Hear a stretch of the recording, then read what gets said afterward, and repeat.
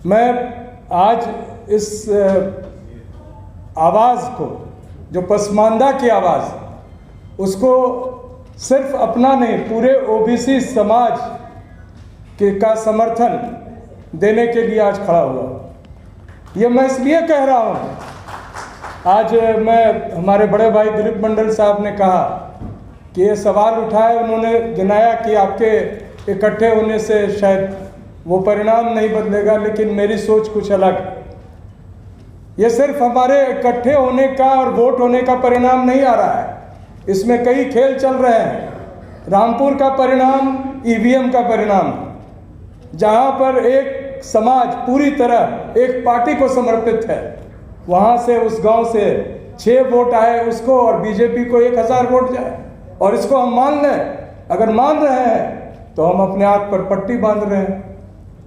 और ये सवाल अगर हम खड़ा कर रहे हैं तो सबसे पहले मैं बताऊं कि ये पसमानदा शब्द तो हमारे आदरणीय अली अनवर साहब की देन है, और उस पर आज राजनीति करने के लिए भले नरेंद्र मोदी उठ खड़े हों, लेकिन इसी बहाने बहुत से सवाल उठेंगे जो उठने चाहिए, जो सबसे पहले मंडल कमीशन ने उठाया। आदरणीय बीपी मंडल साहब का एक बहुत लगाव था जिस समाज से, जो हमारे क्षेत्र में, बिहार में, जो मुसलमानों में भी जो पिछड़े हैं, उस चीज़ को वो समझ रहे थे। उनके अपने चुनाव क्षेत्र पामा में एक बड़ा कांड हुआ था जिसमें कुछ सवर्ण जो हैं, वहाँ के दलित और जो मुसलमान हैं, उन पर उन्होंने बहुत बड़ा अन्याय किया था, जिसके विरोध में 1965 में वो कांग्रेस पार्टी छोड़ दिए थे और विधानसभा में एक जबरदस्त भाषण दिया था।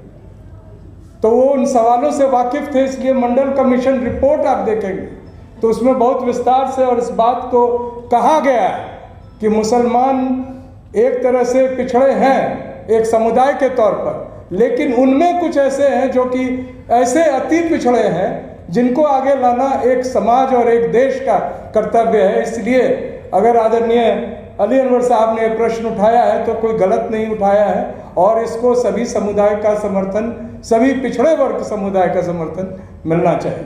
और मैं आपको एक जानकारी देकर खुशी महसूस करता हूँ कि मंडल कमीशन में पहली बार, चूंकि मुसलमानों को भी जो पिछड़े हैं उन्हें ओबीसी मानते हुए आरक्षण दिया गया, तो उसके परिणाम आ रहे हैं। दिल्ली विश्वविद्यालय जैसे जगह में, दिल्ली विश्वविद्यालय के फैकल्टी ऑफ हिस्ट्री, जहाँ जो आर्ट्स हिस्ट्री डिपार्टमेंट की जो नियुक्तियाँ हुई, उसमें 3 पद आरक्षित थे ओबीसी के लिए, और तीनों हमारे मुसलमान साथी को मिले। और इस बात के लिए बधाई हम सब मिलके वहाँ उन लोगों को दिया, डिपार्टमेंट को दी। तो जो एक सांप्रदायिक ताकत बढ़ रही है, उसका भी मुकाबला अगर इस देश में करने को सक्षम है तो ओबीसी है। ये अलग बात है कि कई बार जो उच्च तबके के लोग हैं हर समाज में, वो एक उसमें ओबीसी को बाहर छोड़ देते हैं। अब पता नहीं किसके लिए छोड़ते हैं कि बीजेपी ले जाए और उसी को दिग्भ्रमित करके, उसको भ्रमित करके वो अपनी राजनीति आगे बढ़ाए। इसका विरोध अगर होगा तभी हम आगे बढ़ेंगे। और मैं समझता हूँ कि भारतीय जनता पार्टी का मुकाबला करने के लिए मंडल कमीशन रिपोर्ट इतनी कारगर है। इसको हम बयान इसलिए नहीं कर सकते हैं, समझ सकते हैं, क्योंकि जब मंडल कमीशन लागू हुआ तभी अयोध्या से वो रथ निकला था।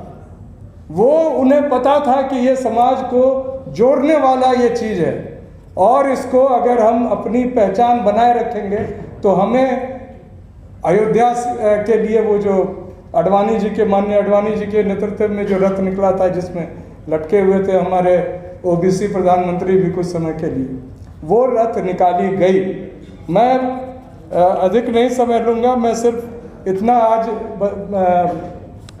मांग करना चाहता हूँ इस सरकार से कि जाति जनगणना होनी चाहिए।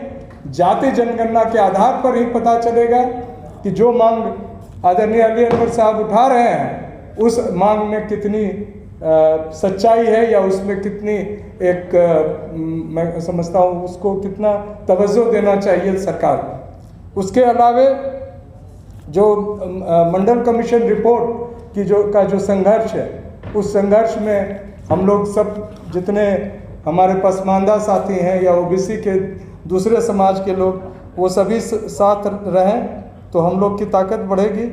इन्हीं चंद शब्दों के साथ मैं अपनी बात समाप्त कर रहा हूं और मैं शुक्रिया कहता हूं आदरणीय अली अनवर साहब का और यहाँ बैठे तमाम हमारे साथी जो हैं पसमानदा साथी, कि आपने जो सवाल उठाए हैं उस सवाल पे बने रहिए। हमें कोई नरेंद्र मोदी के और भारतीय जनता पार्टी की राजनीति से कोई फर्क नहीं पड़ने वाला है।